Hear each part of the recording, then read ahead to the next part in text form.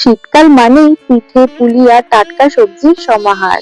তবে এই সবকিছুর মধ্যে যে পদটি আমাদের জিভে জল এনে দেয় তা হলো নতুন ছোট আলুর দম। মাটির সোঁদা গন্ধ মাখা ছোট ছোট নতুন আলু যখন কড়াইশুঁটি আর ঝাল ঝাল মশলা মাখামাখি হয়ে আমাদের পাতে পড়ে, তখন শীতের দুপুরটা যেন সার্থক মনে হয়। কড়াইশুঁটির কচুরি হোক কিংবা গরম লুচি, নতুন আলুর দমে জুড়ি মেলা ভার। এটি কেবল একটি তরকারি নয়, এটি আমাদের বাঙালিয়ানা আর শীতকালীন উৎসবের এক অবিচ্ছেদ্য অংশ।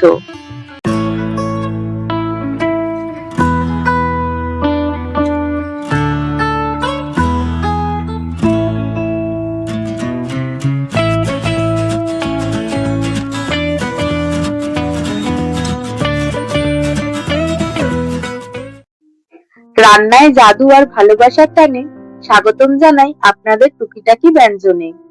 বন্ধুরা, শীত তো এসেই গেছে, আর শীতকাল মানে তো ডায়েট ভুলে কবজি ডুবিয়ে খাওয়া দাওয়া। আজ আমাদের মেনুতে সুপারস্টার হলো নিরামিষ ছোট আলুর দম। কড়াইশুঁটি দিয়ে কষানো এই আলুর দমের স্বাদ মুখে লেগে থাকার মতো। গরম কড়াইশুঁটির কচুরি আর এই মশলাদার আলুর দমের কম্বিনেশনটা জাস্ট ফাটাফাটি। তাই দেরি না করে সবাই মিলে শীতের এই রাজকীয় খাবারের স্বাদ নেওয়া যাক। চলুন দেখে নিই আজকের এই জিভে জল আনা আয়োজনের মূল উপকরণগুলো।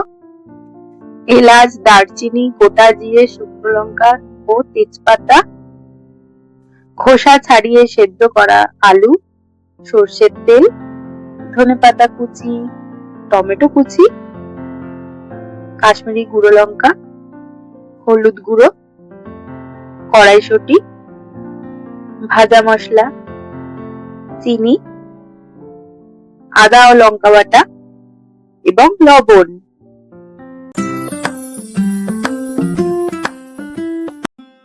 প্রথমে কড়াইতে 2 টেবিল চামচ সর্ষের তেল গরম করে নেব।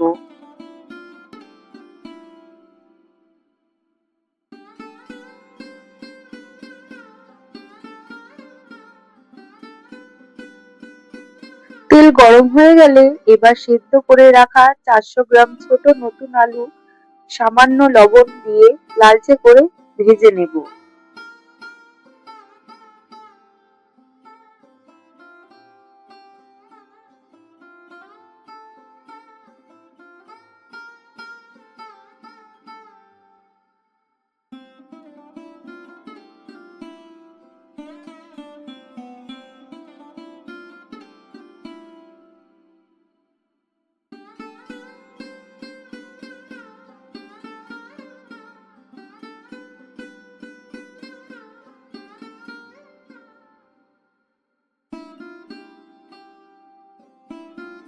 আলুগুলো বেশ সুন্দর করে ভাজা হয়ে গেছে।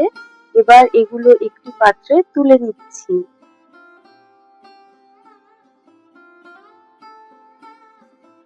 এবার অবশিষ্ট তেলেই ফোড়ন দিয়ে দিলাম। মশলাগুলো যখন তেলের ওপর ফুটে উঠবে, ঠিক তখনই আদা ও কাঁচা লঙ্কা বাটা দিয়ে ভালো করে নেড়ে চেড়ে নিচ্ছি। রান্নার এই পর্যায়ে আসল স্বাদ আর সুগন্ধ তৈরি হবে। মশলাগুলো সামান্য পরিমাণ ভেজে নিয়ে এর সাথে কড়াইশুঁটি যোগ করে দিচ্ছি। এরপর একে একে হলুদ, কাশ্মীরি লঙ্কা গুঁড়ো, জিরে গুঁড়ো এবং পরিমাণ মতো নুন ও চিনি দিয়ে দিলাম। সব উপাদানগুলো এখন ভালো করে মিশিয়ে নেওয়ার পালা, যাতে প্রতিটি দানা মশলায় মাখামাখি হয়ে যায়।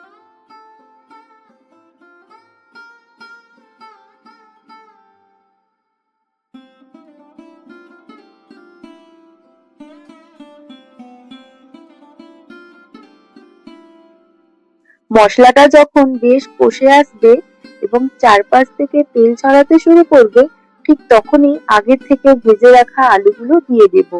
মশলার সাথে আলুগুলো বেশ ভালো করে এবার কষিয়ে নিচ্ছি।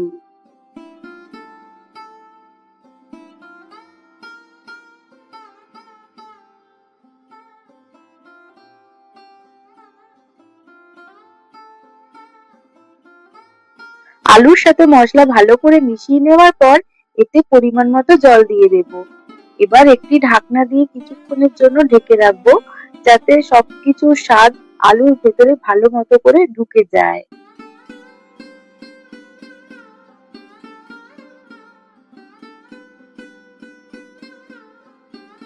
ঢাকনাটা সরিয়ে নিতেই মশলার চমৎকার সুবাসে চারিপাশ মম করছে।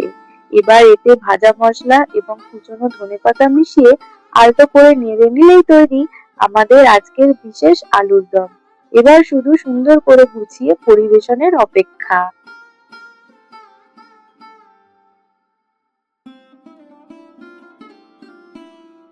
নতুন আলুর দমের সাথে ফুলকো কড়াইশুঁটির কচুরি কিন্তু দারুণ লাগে।